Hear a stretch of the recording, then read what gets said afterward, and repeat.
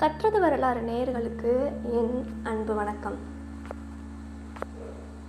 ஒரு கற்பனை செஞ்சு பாருங்கள். வானம் மேகமூட்டமாக இருக்குது. நீங்கள் ஒரு விமானத்தில் பறந்துட்டுருக்கீங்க. திடீர்னு உங்கள் காம்பஸ், அதாவது திசை காட்டி பித்து பிடிச்சது மாதிரி சுற்றுது. ரேடியோ சிக்னல்கள் துண்டிக்கப்படுது. கண்ணு கட்டிய தூரம் வரைக்கும் நீல நிற கடல் மட்டும்தான் தெரியுது. அடுத்த சில நிமிஷங்களில் நீங்களும் உங்கள் விமானமும் தடம் தெரியாமல் மறைஞ்சு போகிறீங்க. இது ஏதோ ஹாலிவுட் படக்கதை இல்லை. கடந்த 100 ஆண்டுகளில் நூற்றுக்கணக்கான விமானங்கள் மற்றும் கப்பல்களுக்கு பெர்முடா முக்கோணம் அப்படின்ற பக்கத்தில் நடந்த நிஜமான கொடூர சம்பவம். அட்லாண்டிக் பெருங்கடலில் புளோரிடா, போர்ட்டோரிக்கா மற்றும் பெர்முடா தீவுகளுக்கு இடைப்பட்ட அந்த 5 லட்சம் சதுர மைல் பரப்பு என் பிசாசின் முக்கோணம், அதாவது டெவில் ட்ரையாங்கிள்னு அழைக்கப்படுது. அங்கே மறைஞ்சு போனவங்க எங்கே போகிறாங்க? ஏலியன்களா, காலப்பயணமா, அல்லது இயற்கையின் சதியா? இதை பற்றி தான் இன்னைக்கு இந்த மர்மத்தோட அடி ஆழம் வரைக்கும் சென்று பேச போகிறோம்.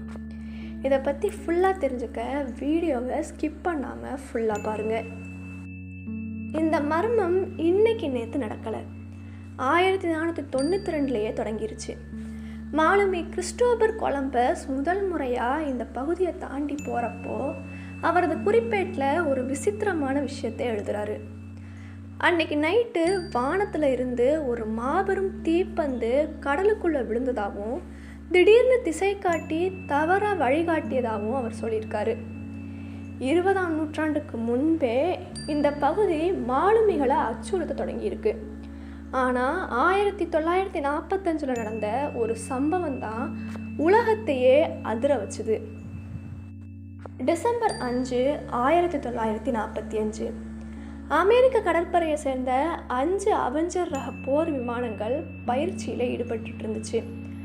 அனுபவம் வாய்ந்த லெப்டினன்ட் சார்லஸ் டெய்லர் தான் இந்த விமானங்களுக்கு பயிற்சி கொடுத்துட்டு இருந்தாரு. அவரோட தலைமையில் தான் இந்த விமானங்கள் பயிற்சி எடுத்திருக்கு. பெர்முடா முக்கோண பகுதிக்குள்ளே அந்த விமானங்கள் நுழைஞ்சிருக்கு. சில நேரத்திலேயே கட்டுப்பாட்டு அறைக்கு ஒரு மர்மமான செய்தி வந்துச்சு.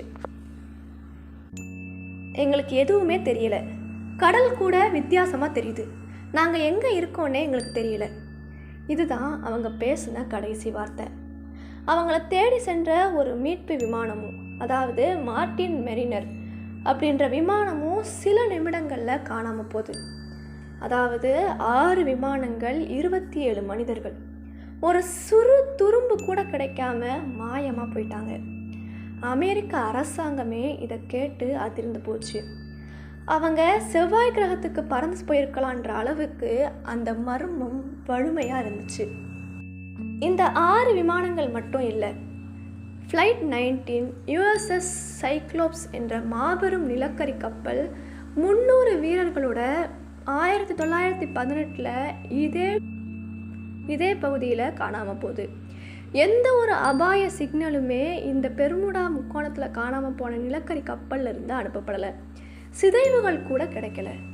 மரைன் சல்ஃபர் குயின் என்ற கப்பல், ஸ்டார் டைகர் என்ற பயணிகள் விமானம் என பட்டியல், இந்த பகுதியில் காணாமல் போனதோட பட்டியல் நீண்டுக்கிட்டே போகுது. இந்த பகுதியில் திசை காட்டிகள் ஏன் வேலை செய்யலை? கடலுக்கு அடியில் ஏதேனும் மாபெரும் காந்த ஒழிஞ்சிட்ருக்கா?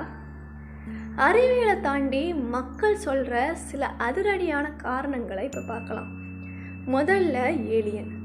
இந்த பெர்முடா முக்கோண பகுதியில் கடலுக்கு அடியில் ஏலியன்களின் தளம் இருப்பதாகவும் அவர்கள் மனிதர்களையும் வாகனங்களையும் கடத்தி செல்வதாகவும் ஒரு சாரார் நம்புகிறாங்க. அடுத்ததாக அட்லாண்டிஸ். கடலுக்குள் மூழ்கிய பழங்கால நவீன நகரமான அட்லாண்டிஸ் பெர்முடா முக்கோணத்துக்கு அடியில் இருக்கிறதாகவும் அங்குள்ள ஆற்றல் படிமங்கள் தான் விமானங்களை இழுப்பதாகவும் சொல்லப்படுது. கடைசியாக வார்ம் ஹோல். இந்த பகுதி ஒரு கால நுழைவாயிலும் இங்கே நுழையும் கப்பல்கள் வேறு ஒரு காலத்துக்கோ அல்லது பிரபஞ்சத்துக்கோ சென்று விடுவதாகவும் ஒரு த்ரில்லிங் தியரி கூட இருக்குது. இதெல்லாம் அடுத்து இப்போது அறிவியலாளர்கள் முன்வைக்கிற மிக முக்கியமான 3 காரணங்களை பார்ப்போம். முதல்ல மீத்தேன் ஹைட்ரேட். கடலுக்கு அடியில் உழைந்திருக்கிற மீத்தேன் வாயு திடீர்னு வெடித்து வெளியேறும்போது நீரோட அடர்த்தி குறையும். அப்போது அந்த கப்பல் ஒரு கல்லை போல கடலுக்குள்ளே மூழ்கிடுது. அடுத்ததாக ராட்சத அலைகள். இந்த பகுதியில் 3 திசைகளில் இருந்து வரும் நீரோட்டங்கள் மோதிக்கொள்வதால் திடீர்னு 100 அடி உயரத்துக்கு ராட்சத அலைகள் உருவாகும். இது மிகப்பெரிய கப்பலையும் நொடியில் உடைக்கக்கூடியது. அடுத்ததாக அறுகோண மேகங்கள். செயற்கைக்கோள் படங்களில் இந்த பெர்முடா முக்கோண பகுதியை பார்க்கும்போது அறுகோண வடிவில் மேகங்கள் தெரிகிறது கண்டுபிடிக்கப்பட்டிருக்கு. இது ஏர் பாம் போல செயல்பட்டு மணிக்கு 170 மைல் வேகத்தில் காற்றை கீழே தள்ளும். இது விமானங்களை நிலைகுலைய செய்யும்னு சொல்லப்படுது. கடைசியாக பெர்முடா முக்கோணங்கிறது இயற்கையின் ஒரு விசித்திரமான விளையாட்டுன்னு அறிவியல் சொன்னாலும் இன்றைக்கும் அங்கே மாயமாகிற பல சம்பவங்களுக்கு பதில் கிடைக்கல.